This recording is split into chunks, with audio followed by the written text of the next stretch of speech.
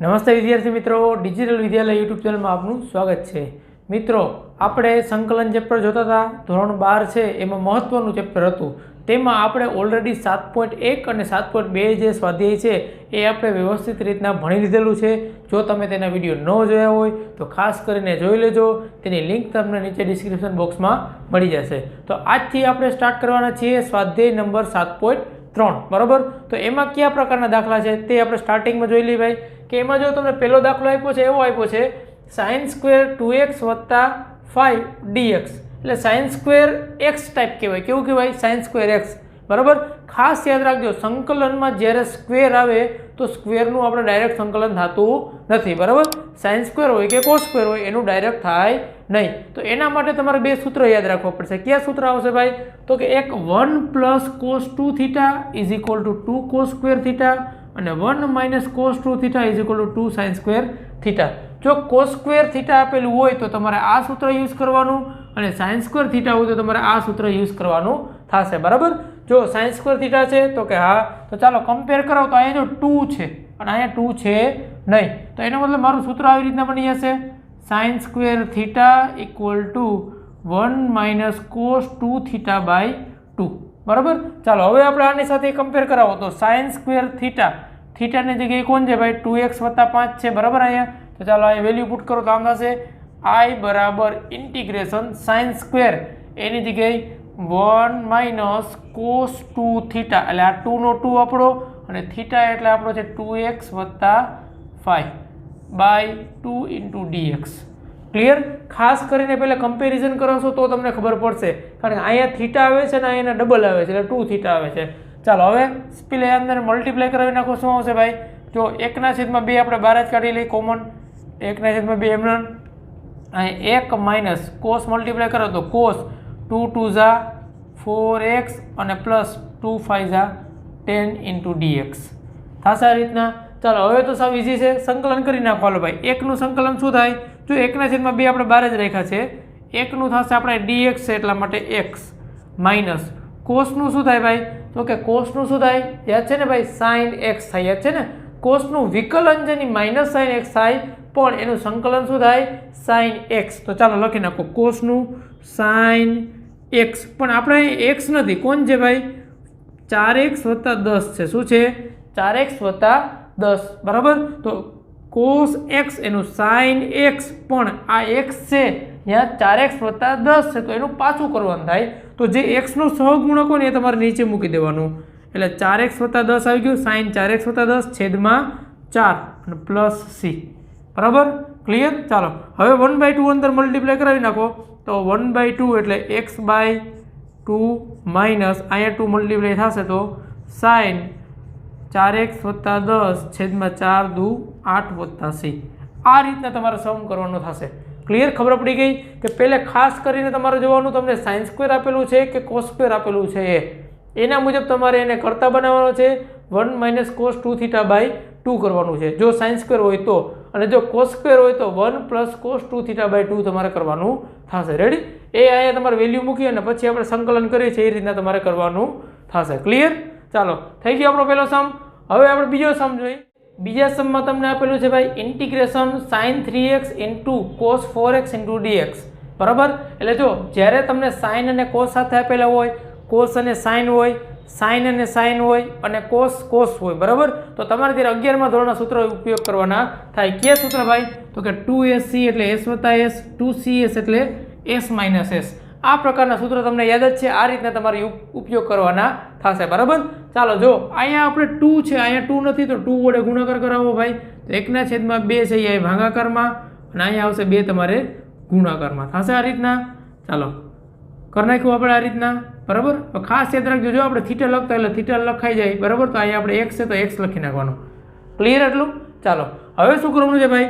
હવે તમારે 2sc નું સૂત્ર છે એ મૂકી દો। હાલો ભાઈ, 2sc એટલે શું થાય? sin + sin, તો sin 3 + 4 એટલે કેટલા થશે ભાઈ? 7x પ્લસ sin + sin, તો આ 3 - 4 એટલે કેટલા થશે ભાઈ? -x × dx। ક્લિયર? હવે જો sin જે કેવું ફંક્શન છે ભાઈ? યાદ છે ને કેવું છે? ઓડ ફંક્શન બરાબર। તો એ ઓડ ફંક્શન હોય તો -12 લઈ લ્યો અહીંયા, તો 1/2 sine 7x minus sine x into d x થશે આ રીતના. ચાલો હવે કરી નાખો સંકલન. તો 1/2 છે એ બંનેને આપી દો integration sine 7x into d x minus 1/2 sine x into d x કરી નાખો. લો ભાઈ સંકલન 1/2 સાઇન 7x નું શું થાય તો કે સાઇનનું માઇનસ કોસ 7x અને 7 નો 7 અહીંયા નીચે માઇનસ 1/2 સાઇન એક્સનું શું થશે ભાઈ તો કે minus cos x plus C.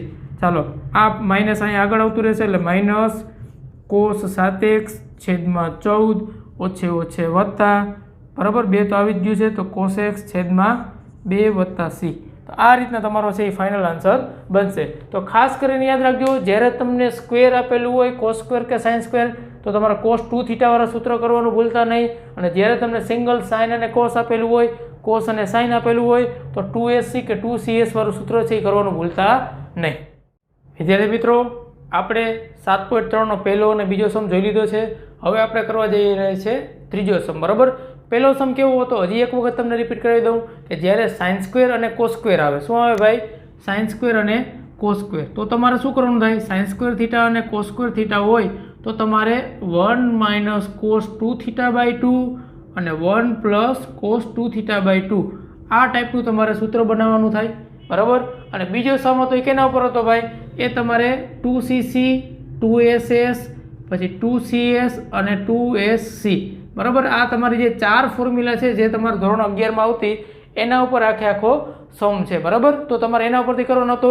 હવે જો ત્રીજો સમ છે ને એ સેમ ટુ સેમમાં જો તમને ccc એટલે આમાંથી આપણે cc વાળી ફોર્મ્યુલા છે ને યુઝ કરી શકીએ. બરાબર પણ એમાંથી કઈ ફોર્મ્યુલા આપણે આવે ભાઈ એમાં તો 2 c છે આપણે અહીંયા 3 c છે એટલે 3 વખત કોસ આપેલા છે તો એમાંથી યાદ રાખવાનું તમારે છે ને એ ફર્સ્ટ અને લાસ્ટ વાળી હોય ને એ યુઝ કરવાની. ફર્સ્ટ અને લાસ્ટ એટલે કઈ રીતના જો આ તમારી પાસે છે 2 આ તમારી પાસે છે 4 અને આ તમારી પાસે 6 છે. બરાબર તો 4 છે ઇન બિટવીન આવવાનો છે 2 અને 6 ની વચ્ચે 4 આવવાનો છે. બરાબર તો 2 અને 6 છે એને આપણે કમ્બાઈન કરી લેવાનું. બરાબર એના મુજબ આપણે ફોર્મ્યુલા બનાવી તો આમ થશે I બરાબર 1/2 integration 2 cos 2x cos 6x into cos 4x into dx. Clear આપણે આ બેની પેર બનાવી કેની આ બેની કોસ 2x અને કોસ 6x. એનું રીઝન શું તો કે જો તમને ખબર છે 2 વત્તા 6 કરો તો એ કેટલા આવે 8 અને 2 માંથી 6 જાય તો કેટલા વધે 4 એટલે 4 આવે છે આપણે. બરાબર એટલે આપણે કોમન કાઢવા થાય એટલા માટે રેડી. ચાલો હવે આપણે કરી નાખીએ ભાઈ. ચાલો શું થશે ભાઈ 1/2 સંકલન 2cc હાલો ભાઈ 2cc એટલે c વત્તા c. ચાલો કરી નાખો c વત્તા c એટલે આમ થશે કોસ 2 વત્તા 6 એટલે 8x અને 2 માઇનસ 6 એટલે કોસ માઇનસ 4x. પણ કોસ છે એ કેવું ફંક્શન છે ઇવન ફંક્શન છે એટલા માટે એ તમે અહીંયા માઇનસ વાળું પ્લસ કરી નાખો તો પણ કાંઈ ફેર પડે નહીં. રેડી. ચાલો હવે કોસને અંદર મલ્ટીપ્લાય કરાવો તો 1/2 સંકલન કોસ આની હારે મલ્ટીપ્લાય કરે એટલે કે ગુણાકાર કરે તો cos 8x into cos 4x આની સાથે મલ્ટીપ્લાય કરે તો જો cos 4x into cos 4x એટલે cos square 4x into dx. Clear થઈ ગયું આવું. હવે જો પાછું તમને કોસ આવ્યું એટલે પાછું તમારે કોસ આવે તો પાછું આગળ 2 જોઈ એટલે c વત્તા c થઈ જાય તો પાછા શું કરવાનું 2 વડે ભંગાવો અને ગુણાવો. ચાલો આને ભંગાવો તો 2 દુકેલા થઈ જશે અહીંયા 4 અને અહીંયા 2 ગુણાકારમાં cos 8x into cos 4x plus 2 cos square 4x dx. Clear. ચાલો હવે આનું ડાયરેક્ટ સૂત્ર આવશે 2cc તો 2cc નો મિનિંગ શું થાય આપણે હમણાં જ વાત કરીએ 2cc એટલે શું થાય 2cc એટલે c વત્તા c. ચાલો કોસ 8 વત્તા 4 એટલે 12x પ્લસ 8 માઇનસ 4 એટલે 4x થઈ જશે આ રીતના. ક્લિયર. હવે જો 2 કોસ સ્ક્વેર 4x એટલે એમાં કઈ ફોર્મ્યુલા આવે આ આવે એટલે એનો આન્સર શું આવશે ભાઈ જો 2 અહીં આવેલું જાય તો 2 cos square theta equal to 1 plus cos 2 theta એટલે જો 2 કોસ સ્ક્વેર થીટા તો એનો આન્સર શું આવશે ભાઈ 1 પ્લસ કોસ 2 થીટા એટલે કે અહીંયા જે 4x છે એના ડબલ થઈ જાય એટલે 8x ઇન્ટુ dx આ રીતના આવી જશે.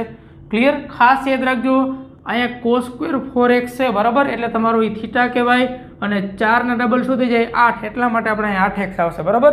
ચાલો હવે બધાને સેપરેટ આપી દો તો આમ થશે 1/4 બરાબર સંકલનમાં cos 12x dx. આપણે લાઇનમાં ગોઠવી દઈએ, પહેલે 12 પછી આપણે લખી નાખીએ 8, તો cos 8x dx. આગળ આવે સંકલન, પછી આવશે cos 4x dx, પછી કોણ આવ્યું ભાઈ 1, તો સંકલનમાં 1 dx. ક્લિયર? આ રીતના થશે.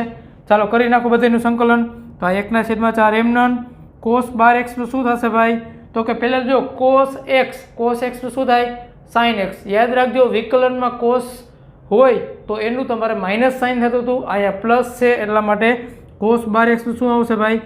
sin 12x અને 12x ના 12 નીચે બરાબર, પ્લસ cos 8x નું sin 8x/8 બરાબર, આનું sin 4x/4 અને એકનું આવશે x વત્તા c.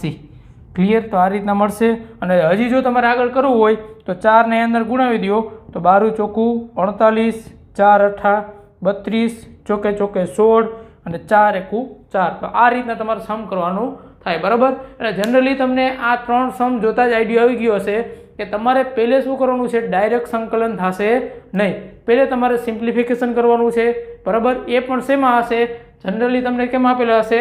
પહેલો જે સમ આપ્યો તો એ આપણે cos સ્ક્વેર અને sin સ્ક્વેરનો હતો, એટલે cos સ્ક્વેર અને sin સ્ક્વેર એ તમારે ફોર્મ્યુલા ખાસ યાદ રાખવાની છે. અને પછી તમને CC, SS બરાબર, CS અને SC બરાબર, આ ટાઈપના સમ આપેલા હશે. એટલે ખાસ કરીને તમારે આ પણ તમારે યાદ રાખવાના છે. આટલા ફોર્મ્યુલા યાદ રાખશો બરાબર, એટલે એકમાંથી તમને બીજામાં કન્વર્ટ કરતા આવડી જશે, પછી સંકલન તો તમને આવડી જ જશે બરાબર ડાયરેક્ટ, કારણ કે સાઇન અને કોસ એ જ આવવાના છે બરાબર. એના તો તમને ડાયરેક્ટ ઓલરેડી આવડતા જ હશે, પણ ખાસ કરીને આ ફોર્મ્યુલા છે ને એ તમારે કરી નાખવાની છે. તો વિદ્યાર્થી મિત્રો ખબર પડી ગઈ કે તમારે 7.3 સ્વાધ્યાય છે એ તમારે કઈ રીતના કરવાનું છે. તો હવે આના પછીના જે સમ છે એ આપણે નેક્સ્ટ વિડીયોમાં જોવાના છીએ. ત્યાં સુધી તમારે શું કરવાનું છે? આના આગળના સમ છે એ પ્રેક્ટિસ કરવાની છે બરાબર. આવડે તો કાંઈ વાંધો નહીં, ન આવડે તો પણ કાંઈ વાંધો નહીં, આપણે આગલા લેક્ચરમાં આપણે જોઈ લઈશું. તો આવજો વિદ્યાર્થી મિત્રો. જય હિન્દ, જય ભારત.